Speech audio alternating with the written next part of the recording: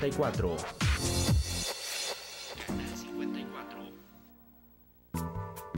Es posible que haya gente que no comparta su pensamiento, pero nuestro compromiso es que usted pueda expresar su opinión. En la esquina del parque con Fernando Fait.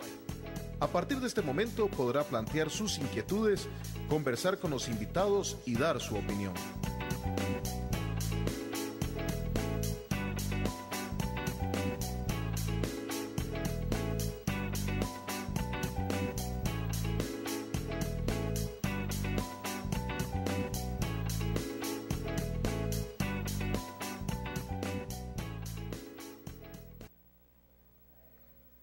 Muy buenas noches, gracias por estar aquí en su canal 54, en su programa En la Esquina del Parque, hoy 14 de julio del 2011, nuestro segundo programa con ustedes cada noche de jueves. Al ser las 9 en punto de la noche, nos encontramos aquí en la Esquina del Parque con su servidor y amigo Fernando Fait.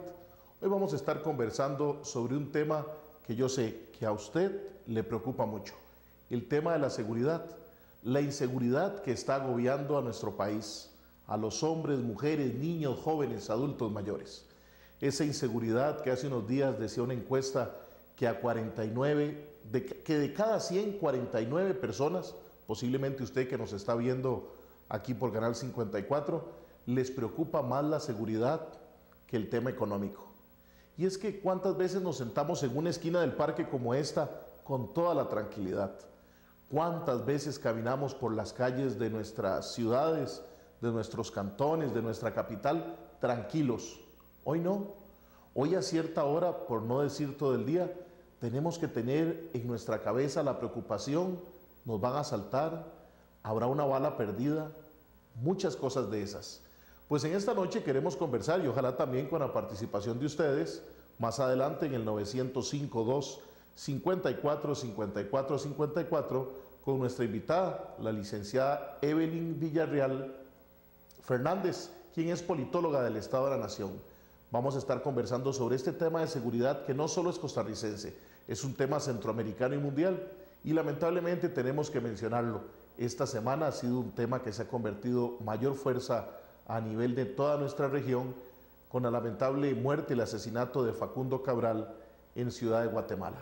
Así que usted va a tener la oportunidad de escuchar los planteamientos que hace esta politóloga, conversar con nosotros, como les insisto, y también seguirnos por nuestra señal vía internet www.radiocr.net, donde también algunas personas amigas que nos estén siguiendo en el Facebook personal, Fernando Fait, en Facebook, nos pueden dejar también su reporte de sintonía desde cualquier lugar del mundo o de este país en que nos estén observando en esta noche de jueves. Así que vamos a ir a un corte comercial. Bueno, estamos en vivo, me dicen que en un ratico vamos al corte comercial. Entonces, yo no sé, don Anthony, entramos de una vez, conversamos con la invitada, porque eso es la ventaja del programa en vivo, todo puede suceder. Y lo más importante es que son las 9 de la noche con 4 minutos y es hora de que empecemos a conversar. Agradecerle a la licenciada Evelyn Villarreal, que está con nosotros, amiga de muchos años, y que tiene que cumplir también el ritual que cumplió el invitado la semana pasada. ¿Qué le evoca a usted, Evelyn, la esquina de un parque? ¿Alguna anécdota que en su vida le traiga de recuerdo? Muy buenas noches. Buenas noches, Fernando. Muchas gracias por la invitación. La esquina del parque me evoca tertulia, me evoca amistad, mucha confianza, tal vez las épocas de la juventud del colegio, cuando salíamos después del colegio al parque de desamparados, a sentarnos en un pollo como estos y conversar entre amigos. ¿Y alguna anécdota, algo que haya pasado, algún novio que la dejó plantada, o alguna amiga, o alguna situación que le recuerde el parque? Puede ser que sí, puede ser que no. La semana pasada nuestro invitado comentaba sobre las conversaciones nocturnas y largas que hacía ahí en la esquina del parque. Algunos le trae recuerdos, alguna serenata, alguien que lo dejó uno plantado. No sé, licenciada, si a usted le trae algún recuerdo de algún parque en especial. Bueno, como le decía, el de Desamparados, que fue donde pasé mucho tiempo de mi juventud y de mi niñez. Tal vez me trae sabores y olores muy específicos de un parque, como el sabor de un copo, ¿verdad? O ciertos olores muy particulares que uno encuentra por ahí. Pero así no, una anécdota especial no tengo en este momento. Esa época que usted habla del parque es una época que mucho añoran los costarricenses y yo me atrevo a decir también los centroamericanos. No hay aquella tranquilidad para sentarse a conversar en una esquina o en el centro del parque por ese sentimiento de inseguridad. Ustedes desde el Estado de la Nación han hecho muchos estudios. ¿Cuál es esa percepción que tiene el ciudadano, y no solo costarricense, porque es importante que quienes nos siguen en este momento por Canal 54 se ubiquen también, que no es un tema exclusivamente nuestro, es un tema que agobia a la región y al mundo en general? Bueno, tal vez para comenzar voy a tomar la palabra que usted acaba de decir de percepción.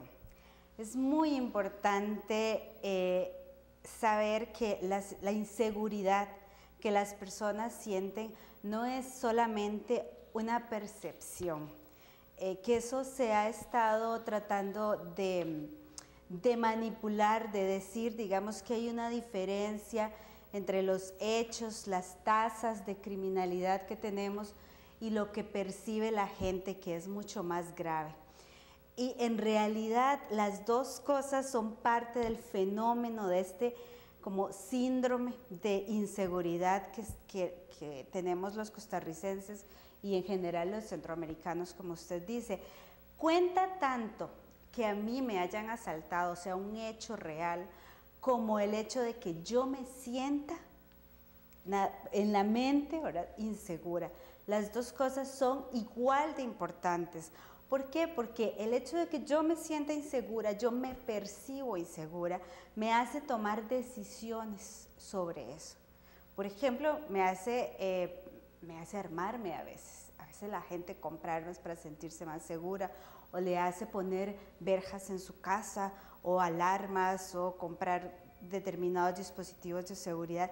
Esa percepción, aunque solo sea en mi mente, aunque no me haya pasado nada en concreto, me hace actuar y pensar y percibir las cosas de distinta forma. Entonces, son parte, tanto el hecho mismo que pasa como la percepción del miedo, de la inseguridad, son parte de este mismo síndrome, y las dos cosas son importantes de atacar. No solamente tenemos que luchar porque no pasen robos y homicidios, sino también porque la gente lo perciba y disminuya su sensación de inseguridad personal.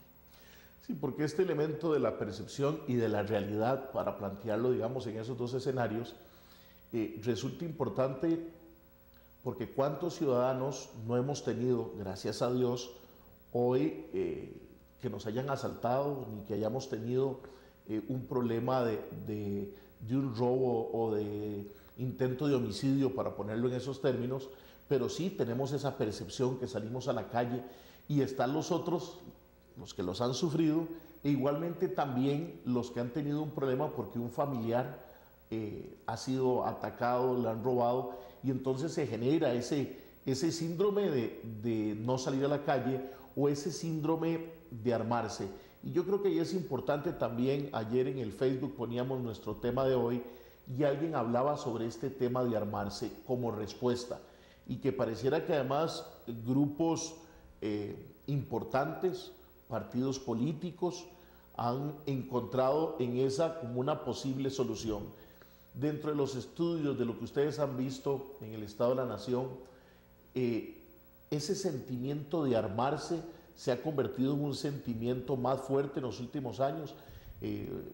Recuerdo hace algunas semanas una intervención suya en otro medio de comunicación y hablaba sobre el crecimiento en la tasa de homicidios. Y entonces en ese momento la gente pues dice, yo tengo que andar con un arma para defenderme. ¿Cómo se han aprovechado algunos sectores para que con este incremento en la tasa de homicidios se esté planteando el tema de armarse como una solución que por lo menos yo en lo personal no creo que sea la mejor para los ciudadanos?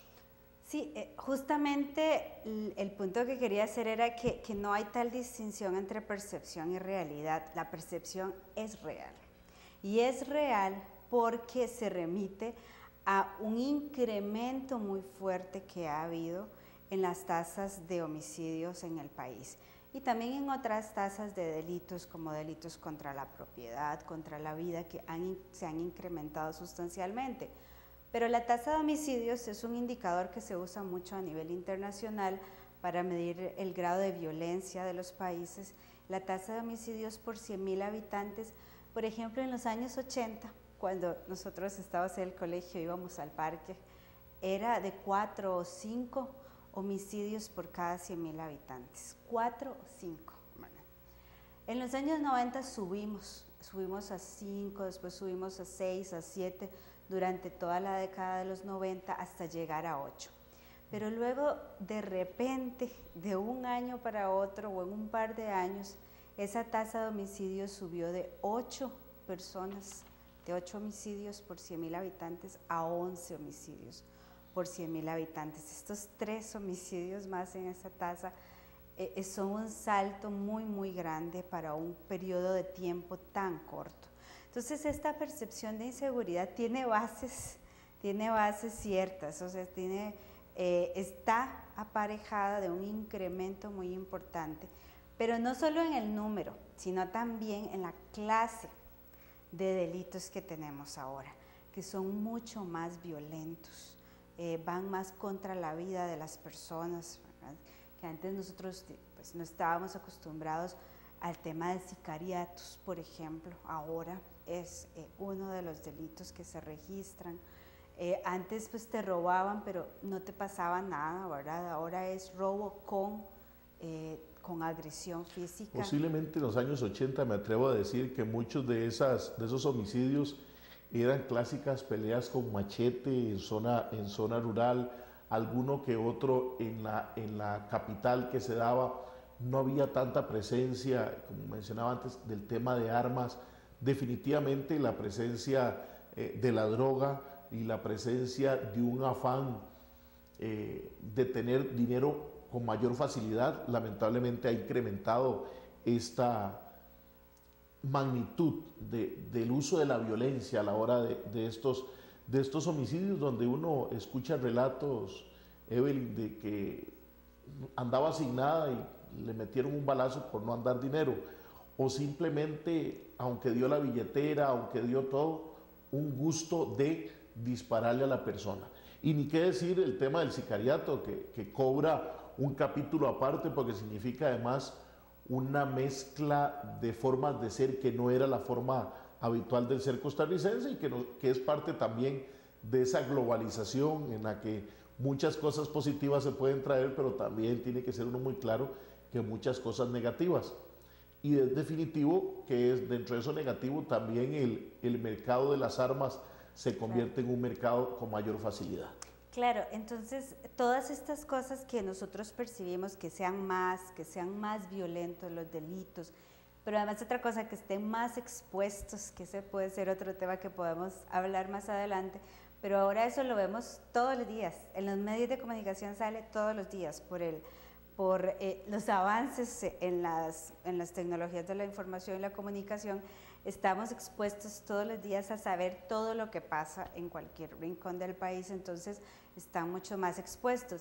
Eso le genera al ciudadano una presión de hacer algo en lo inmediato, ya, digamos así, como en mi círculo más individual, y el tema de armarse es una de las opciones, ¿verdad? Otras opciones son los temas de hacer más seguridad contenciosa, como enrejar las casas, ¿verdad? Y ponerles alambre, navaja, y aquello parece, ¿verdad?, un búnker, todas las casas por la presión. Los buenos por dentro y los malos por fuera. El tema de las armas ha sido muy, muy estudiado. La mayor parte de homicidios que se cometen es con armas de fuego, ¿verdad? Y además hay estadísticas que muestran que si usted está armado en una situación de conflicto, de violencia, de robo, digamos, en un enfrentamiento X, el hecho de que usted esté armado le duplica o le triplica las posibilidades de que usted sea asesinado en ese enfrentamiento, porque es que la violencia genera violencia, ¿verdad? En el momento en que usted propone resistencia con un arma, probablemente su atacante va a usar el que él usa, ¿verdad? Entonces, y además es una cuestión también de el entrenamiento. No todas las personas están calificadas y entrenadas para usar un arma, y vemos muchos accidentes de los que usted mencionaba, tal vez de balas perdidas, de niños que toman las armas en las casas, aunque esos son, digamos, el porcentaje menor, pero definitivamente el tema de las armas ha sido muy estudiado y es uno de los principales problemas que tiene la región centroamericana. ¿Por qué? Porque aquí acordémonos que hubo un conflicto armado en los 80s en toda Centroamérica. De ese conflicto quedaron muchas armas sueltas en manos privadas, ¿verdad? Pero además ahora somos uno de los principales mercados para la venta de armas desde Estados Unidos. Entonces, el hecho de que la región esté armada hasta los dientes, inclusive usted puede ver en los países en donde hay más cultura o costumbre de andar armado, que son en los países del Triángulo Norte de Centroamérica, es donde están las tasas más altas de homicidio. Entonces no hay ninguna certeza de que todo el mundo se arme y vamos a estar más seguros, ¿verdad? Eso no pasa, estadísticamente no pasa, no es la solución, inclusive puede llevar más bien a aumentar esas tasas de homicidios, por lo que le decía de que se duplica, si usted está armado, se duplica la posibilidad de muerte en un conflicto. Estamos conversando con la licenciada Evelyn Villarreal Fernández, politóloga del Estado de la Nación, sobre este tema de la inseguridad que agobia a nuestro país, a nuestro pueblo. Vamos a ir a un corte comercial. Cuando regresemos puede usted participar por el 952-545454 y también vamos a tratar de bajar un poco todavía más el tema, en pensar de dónde vienen esos elementos que están haciendo detonar tanta violencia y además la percepción o realidad de lo que está haciendo en Costa Rica los tres poderes del Estado. Usted está en la esquina del parque, aquí en Canal 54. Ya regresamos.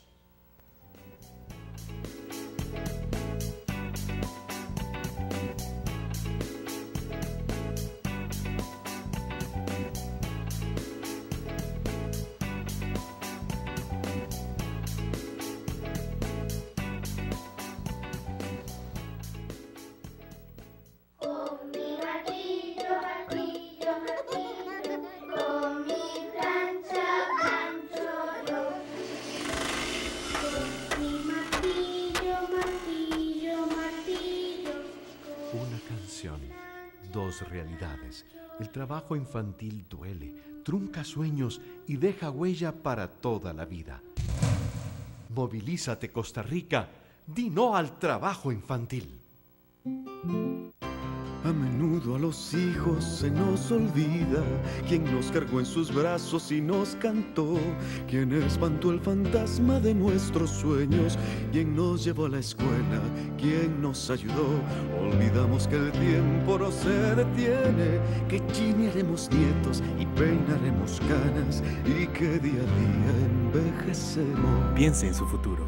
Enséñele a sus hijos el respeto y la consideración que merecen las personas adultas mayores. Este y todos los jueves aquí en Canal 54 a partir de las 9 de la noche están cordialmente invitados para encontrarnos en la esquina del parque con Fernando Fight, donde conversaremos con invitados acerca de temas de interés y donde su opinión es muy importante. Recuerde, en la esquina del parque con Fernando Fight, jueves 9 de la noche, Canal 54. Los esperamos. Mi padre todo me enseñó. Mi padre reparaba cosas para todo el mundo. Era un ejemplo para mí. ¿Y yo? Bueno, yo solo sostenía la luz. Siempre ayudó a todos en necesidad.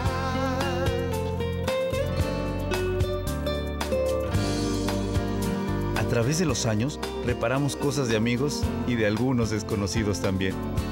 Me estaba enseñando algo más que a reparar cosas.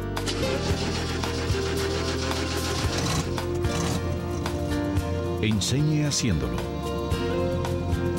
Dé el ejemplo. Con ejemplo enseña. Un mensaje de la Fundación para una Vida Mejor.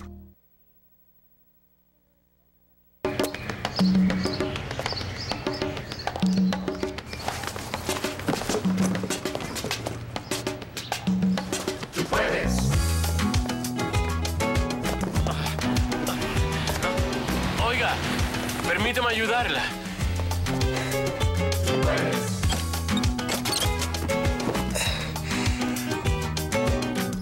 Muchas gracias, joven. Fue un placer. La cortesía. Dé el ejemplo. No se preocupe, puedo solo. Este ha sido un mensaje de la Fundación para una Vida Mejor.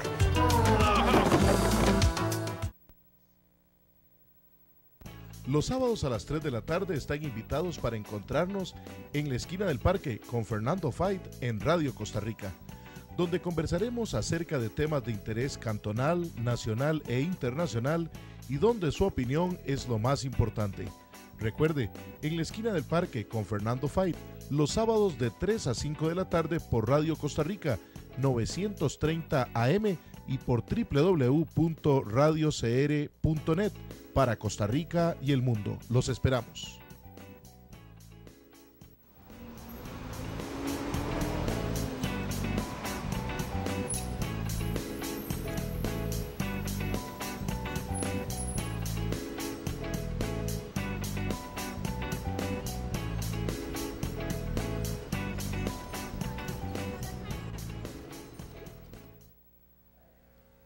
Son las 9 de la noche con 23 minutos. Usted está aquí en Canal 54 en su programa En la Esquina del Parque.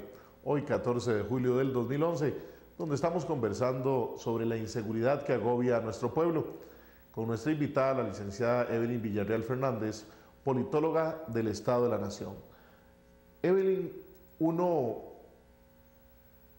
siente cada día, y en Facebook y en redes sociales y en los periódicos la gente escribe que pareciera que nuestro sistema político, nuestro sistema judicial, literalmente decía alguien en Facebook, es un chiste, es no creer.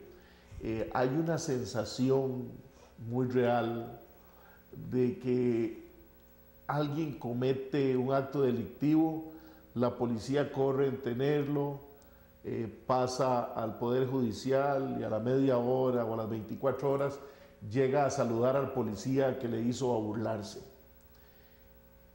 La gente reclama leyes diferentes, pero no sé, hay una sensación, aunado a muchos otros temas en que nuestros países, pero especialmente Costa Rica, la gente percibe que nadie está haciendo nada en el tema de la seguridad. Eso, además de lo que ha vivido y de lo que ven los medios de comunicación, que ya ha sido como normal para los medios el hablar de sucesos y que, no sé, el 60% de un noticiero en televisión o de un periódico sea solo de sucesos, genera en la sociedad, no sé cómo expresarlo, porque yo creo que es la misma sensación que tienen los ciudadanos. ¿Qué hacemos? ¿Qué nos pasa? Es un tema de todos, es un tema del Estado, de los poderes. ¿Cómo se puede hacer? Ustedes desde el Estado de la Nación tienen una gran ventaja que le ayuda mucho también al país, y es darse cuenta con los estudios que vienen haciendo siempre, que mantienen constante la realidad de un país. ¿Qué orígenes, qué elementos son los que hacen no solo que el Estado no actúe, sino que la gente sienta que viene perdiéndose el país y que la inseguridad le gana a todo lo bueno que se quiera hacer en el país? Sí, hay muchos temas juntos, pero vamos a ver, tal vez empezando por el proceso judicial. El proceso judicial tiene muchas etapas y en cada etapa tiene responsables diferentes. Uno tiende a achacarle toda la responsabilidad a la Corte y a los tribunales de justicia, pero en realidad ellos son como la última etapa de todo un proceso muy largo, en donde intervienen en primera instancia la policía. por ejemplo, que depende del Ministerio de Seguridad, que no tiene relación con el Poder Judicial. ¿Qué tipo de policías tenemos nosotros? ¿Están preparados para hacer buenas investigaciones? Muchas veces el proceso no logra continuar todo el trámite porque se cometieron errores en la hora de detención y de investigación de las personas. Entonces, una solución no es llenar las calles de policías, porque lo que nos interesa es la calidad de esos policías. Más cantidad, malos, realmente creo que aportarían muy poco.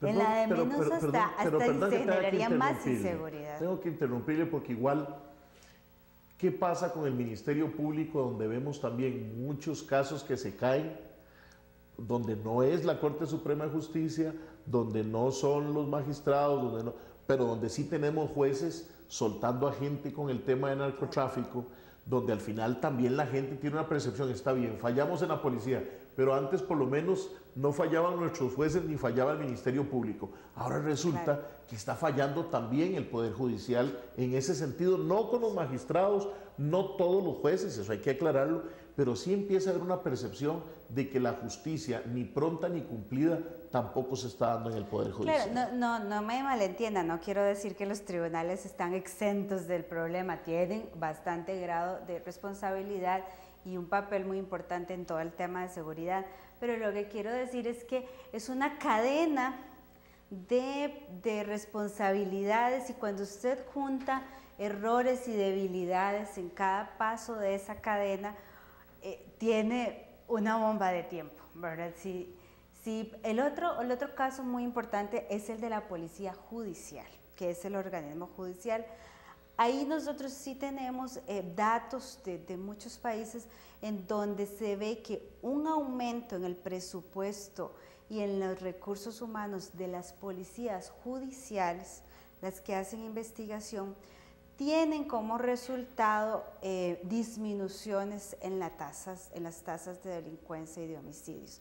Entonces, tal vez ahí hay un actor muy importante que tal vez no está invisibilizado un poco, ¿verdad?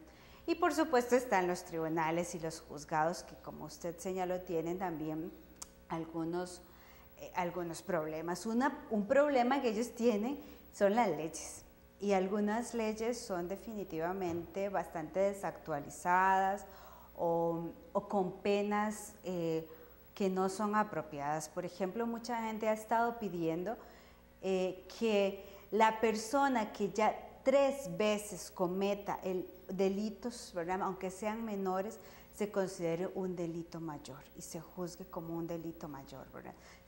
Por eso es que muchos de estos rateritos pequeños salen libres y van 5 o 6 veces, porque nosotros no tenemos un sistema acumulativo, digamos, donde usted después de 3 o 5 veces ya se considere un delincuente peligroso y se trate como tal, ¿verdad?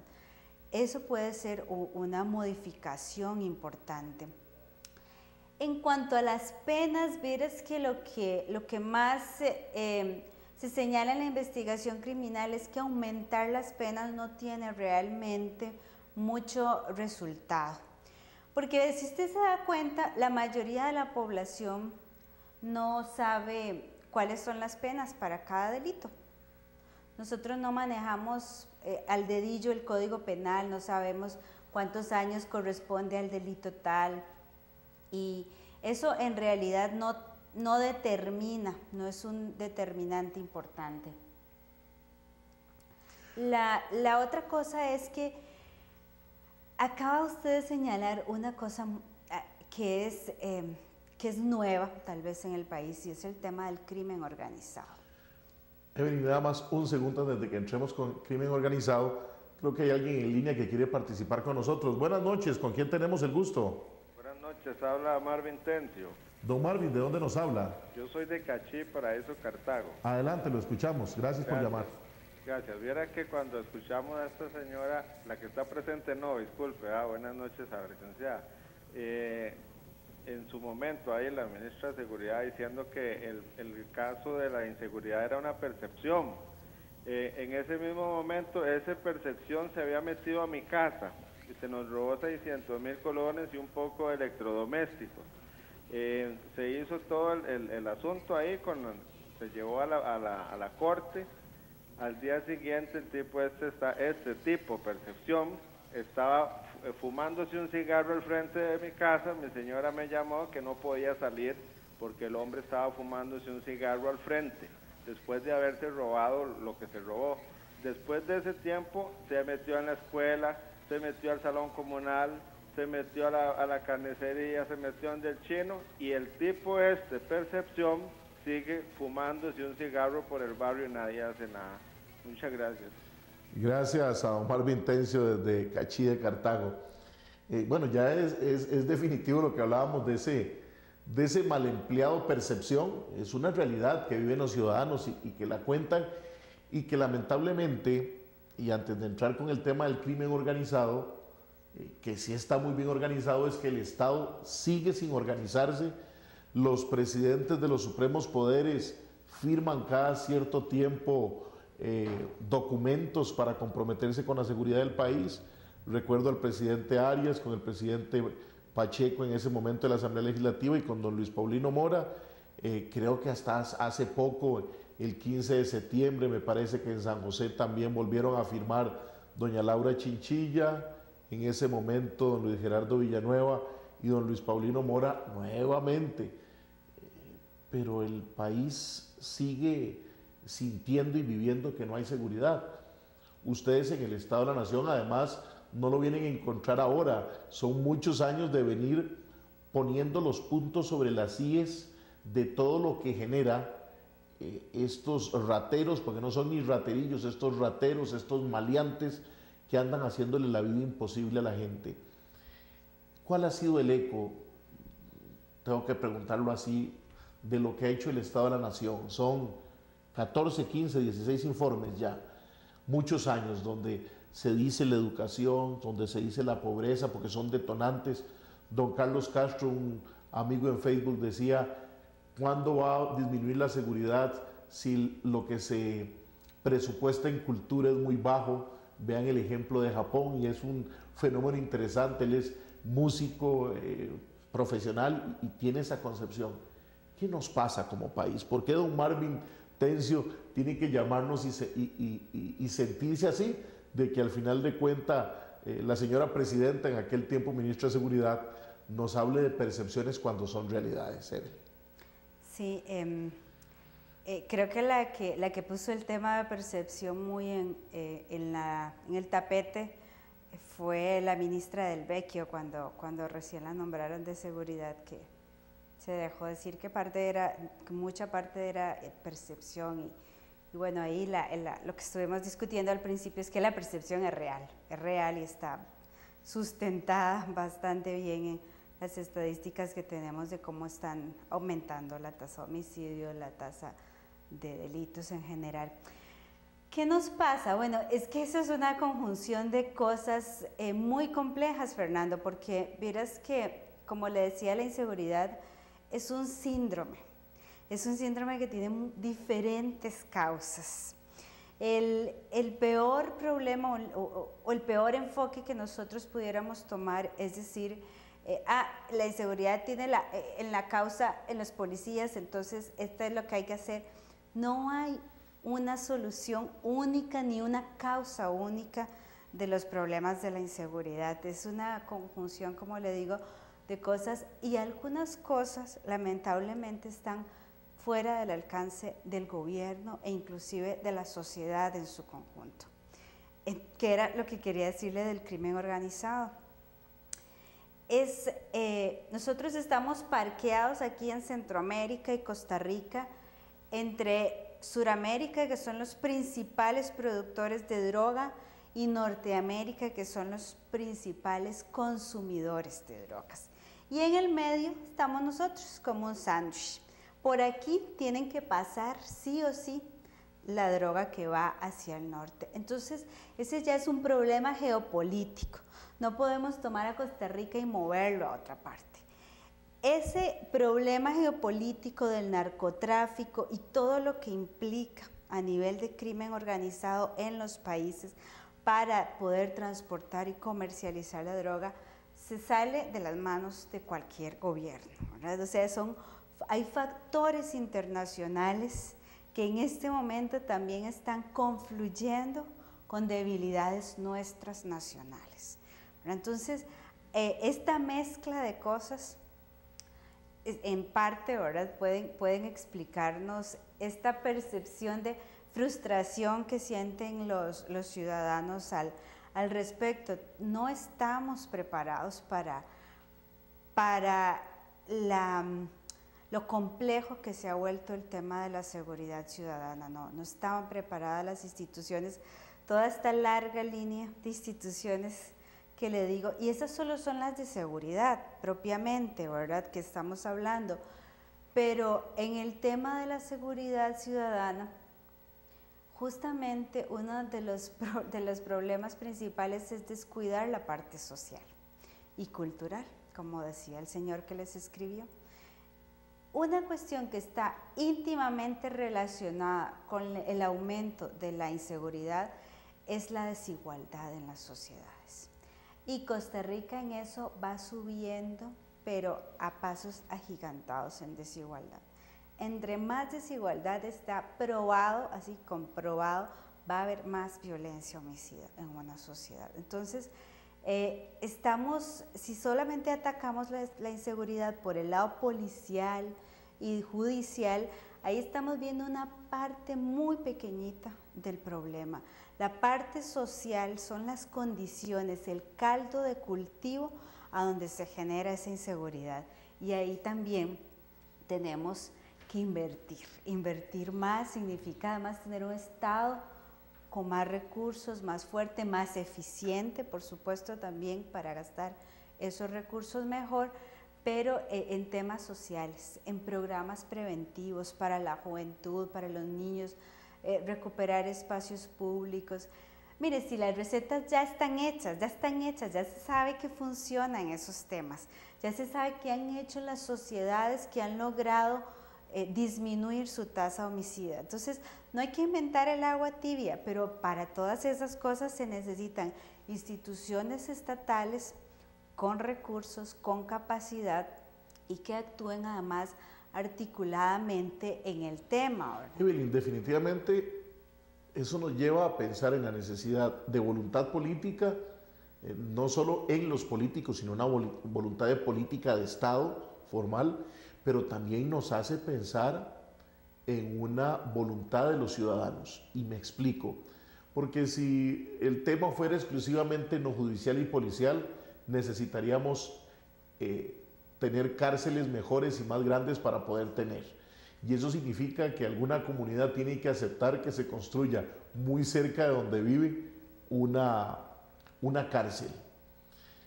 Y también significa denunciar y también significa en el tema de igualdad el entender que en estos 50,000 kilómetros cuadrados que vivimos, que es muy poquito, necesitamos poder compartir y poder tener más elementos que no solo en las condiciones que tiene que darnos el Estado, sino en las condiciones en las que yo como ciudadano tengo que darle a mi país. Porque igual alguna gente nos escribía y decía, es que hay problemas de seguridad, se hacen soluciones y alguien recurre a la sala cuarta y pone, y entonces ese enjambre de leyes. Es esa mezcla extraña, porque uno dice, Evelyn, como usted bien lo plantea, existen las soluciones, existen recetas, no hay que darlas. Simplemente parece que cómo conseguimos los mejores cocineros que puedan leer esas recetas y poder ejecutarlas. Pero tenemos una llamadita. Buenas tardes, buenas noches, ¿con quién tenemos el gusto? Buenas noches, con Emilio Hidalgo. ¿De dónde nos habla? De Cariari, Pocosí. Adelante, lo escuchamos. Mira, mi inquietud, ya que respecto a la seguridad ciudadana, como dice la señora, tiene muchos ángulos. Al menos yo analizo el punto desde el gobierno, que hace tratados, o sea, firma tratados con Comisión Internacional de Derechos Humanos y con una cosa y con la otra para que se respeten los derechos humanos. Y en el caso, digamos así, laboral, que es lo que pasa aquí en las bananeras, digamos, que tal país firma un tratado para que no se violen los derechos humanos de los trabajadores aquí en las bananeras. Pero ¿qué pasa? El gobierno, no sé, me parece que inocentemente firma el tratado de esos para vender, pero cuando ya a la hora digamos, de los europeos o de las empresas que hacen esos tratados, al respetar esos puntos, se va a encarecer el producto. Entonces a ellos ya no les importa ver el problema que está pasando aquí con los trabajadores de las bananeras, que bueno, inclusive de esto fue una bananera quebró, que eso es lo que le trae más delincuencia al país. Una bananera quebró por lo mismo, porque los altos costos de producción se van. Entonces que ellos, los transnacionales, ellos no respetan los puntos esos de los convenios, y aquí los gobiernos año con año firman tratados para que no se violen los derechos, y aquí ya cuando todo se encarece cierran las empresas y quedan vagos ahí que a mucha gente le toca que delinquir. Al menos yo siempre he creído, y no sé, uno ve las cosas, ese problema de los menores de edad de ese tratado de los menores de edad que no pueden trabajar. Aquí un menor de edad ya no lo dejan, pero ni entrar en una bananera, ni entrar ni queda, porque el portón, si usted va a un carro con un menor de edad y a la planta no lo dejan entrar. Dígame una cosa, un menor de edad con 15 años que ya no aprendió a trabajar, ya nadie lo enseña. La mayor parte de eso, o aprenden a fumar marihuana o piedra, o se van en bicis y ya. Esas son las desgracias que le ha traído los gobernantes, muchos gobernantes, y que firman tratados que a la postre lo que los traen son perjuicios para nosotros, los países pobres. Muchas gracias, esa era mi inquietud. Muchas gracias, señor Hidalgo, por llamarnos.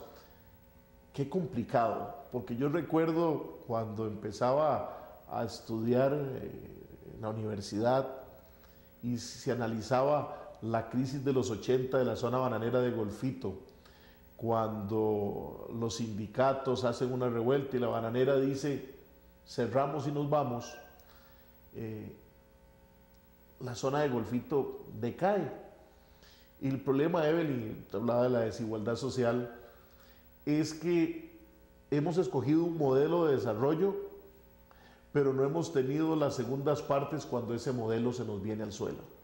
Porque firmamos, sí, como dice el señor Hidalgo de Limón, muchos convenios y en buena hora, yo lo confieso, porque creo que es importante cuidar la seguridad social, pero eso también ha significado que muchos malos patronos y malos empresarios, no solo extranjeros, sino también nacionales, en el momento cuando a ellos les va a ir mal, se corta por lo más fácil, y es dejar a la gente que a lo mejor no estudió, que son esos jóvenes que el Estado tampoco les dio educación y que a los 15, 16, 18 años entraron a trabajar a una bananera, a una piñera, y se quedaron sin trabajo y se convierten en delincuentes.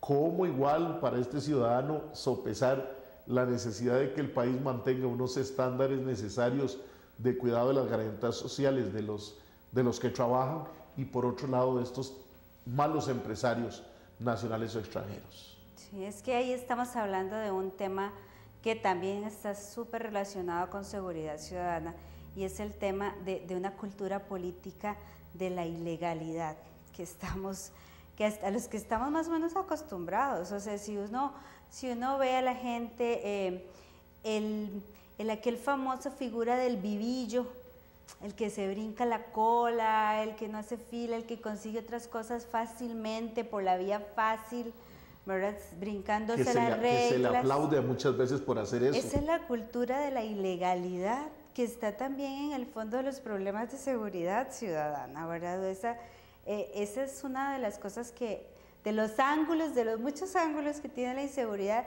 es esta cultura de la ilegalidad a la que estamos más o menos acostumbrados y toleramos. Bueno, entonces, al tolerar que se irrespete la ley y los procedimientos, en cualquier cosa, en hacer una cola, en lo que sea, ahí estamos abriendo un portillo para que se irrespete en cualquier otra cosa, inclusive hasta llegar a homicidios y a delitos, digamos, más graves, pero es parte, bueno, si no importa. Nosotros habíamos hecho unos estudios en donde la gente toleraba bastante lo que era la corrupción pequeña, que era esta en las brincarse las filas, brincarse los tiempos de las citas, buscar tráfico de influencias para brincarse procedimientos. Eso era bastante tolerado. Lo que no toleraban era la corrupción alta, en los, digamos, de cuello alto, en los funcionarios más altos. Por lo menos en el país, cuando uno ve los ojos fuera de Costa Rica, encuentra uno, por ejemplo, en países cercanos como Nicaragua, donde a veces se tolera que el político de turno robe mientras haga. Y uno se preocupa de que, bueno, gracias a Dios, en ese sí hemos estado vacunados en el país, pero en otras, como dice usted... Pero es una doble moral, y es una doble moral que además es muy complicada, porque deja al ciudadano también en una posición de que no puede reclamar ciertas cosas porque él mismo las hace, ¿verdad? Y ahí quiero ligar este punto con una cosa que no quiero perder, el tema de la voluntad política que usted mencionó. A mí no me gusta el tema de voluntad política porque uno oculta responsabilidades que son responsabilidades muy claras en ciertas instituciones y personas con el tema de la voluntad política. No hubo voluntad política. Y saber qué es eso, quién es eso. O sea, usted está ahí poniéndole un velo. Cambio, si uno puede ser capaz, bueno, ¿qué significa que no pasó esta ley porque no hubo voluntad política? No. Veamos qué pasó, quién estaba ahí detrás sentar de ese responsabilidades bloqueo. que le hace falta mucho a este país. Y detrás de muchos de los bloqueos en este país no solo están los políticos, por supuesto, eso es una parte de la ecuación muy importante, los partidos políticos que quieran ellos hacer cosas, pero también estamos los ciudadanos, Fernando. ¿Qué estamos demandando los ciudadanos? ¿Cómo nos estamos movilizando? ¿Cómo estamos exigiendo cosas? La voluntad política, hay una parte de la voluntad política que está en nuestras manos.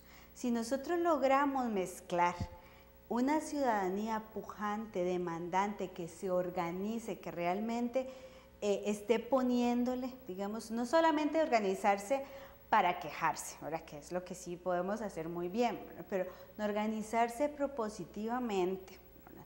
Y exigir a los representantes que elegimos, queremos cambios en esto, en el tema de seguridad puntualmente, estar ahí acompañándolos, no dejar de hacer marcaje, digamos, en términos futbolísticos.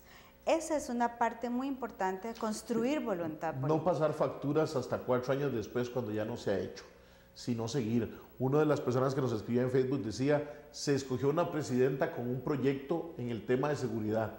Bueno, hay que exigirle y quienes votaron por ella y quienes no lo hicimos, también tenemos nuestro derecho de exigir porque al final alcanzó el primer poder de la República, la primera magistratura, porque el primer poder es la Asamblea Legislativa, para cumplir con un proyecto.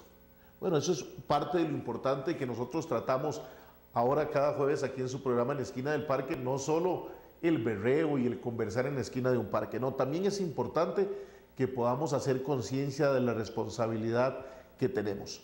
Son las 9 de la noche con 49 minutos. Vamos a un corte rápido para venir con los últimos minutos del programa.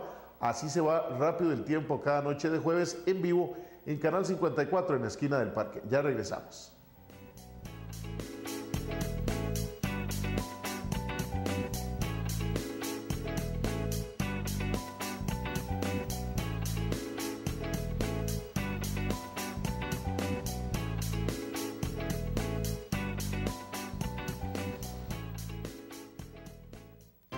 A menudo a los hijos se nos olvida quién nos cargó en sus brazos y nos cantó, quién espantó el fantasma de nuestros sueños, quién nos llevó a la escuela, quién nos ayudó.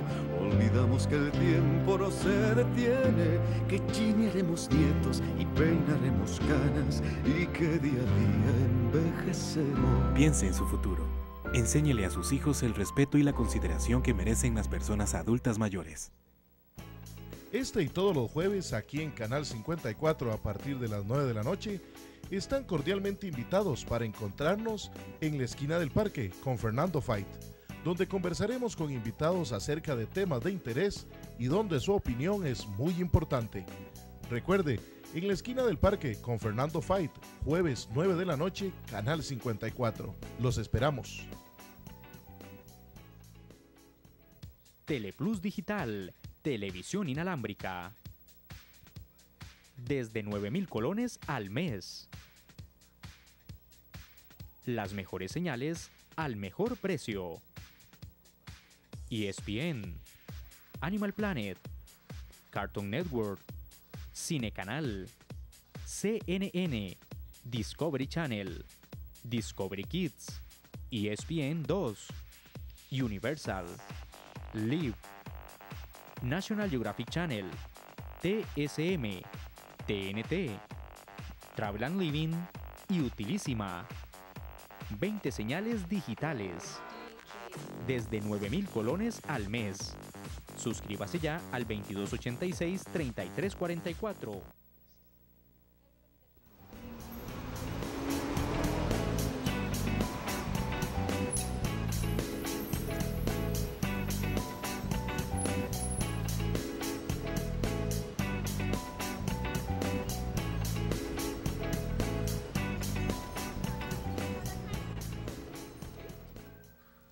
Gracias por continuar aquí en su Canal 54. Estamos en su programa En la Esquina del Parque, en la parte final del programa, en los últimos minutos. Aprovecho la oportunidad para invitarlos para el próximo sábado en Radio Costa Rica, en la versión radial de este programa a las 3 de la tarde en los 930 amplitud modulada, un programa muy especial dedicado al cantautor argentino Facundo Cabral, donde vamos a recorrer un poco con sus mejores canciones, anécdotas e historias. También la próxima semana, usted quiere saber del Noni, ¿ha oído hablar de ese producto? Bueno, aquí en Esquina del Parque vamos a estar hablando sobre las cualidades y la empresa costarricense que lo está trabajando. Y también aprovecho, nos hace un reporte de sintonía desde San Salvador, Carla Córdoba de Rivas, a quien le agradecemos por su mensaje e importancia de que retomemos este tema de seguridad para no llegar, como dice ella, a los niveles de inseguridad que viven Guatemala y El Salvador y muchos países en el mundo. Evelyn, nos quedan un par de minutos. Entrábamos con esa necesidad de que el ciudadano no crea que todo está perdido, pero que sí tiene que asumir responsabilidad, igual que el Estado tiene que recibir responsabilidad, y que nosotros también tenemos que promover esa responsabilidad de quienes nos gobiernan en todos los sectores municipales, legislativos y el Poder Ejecutivo.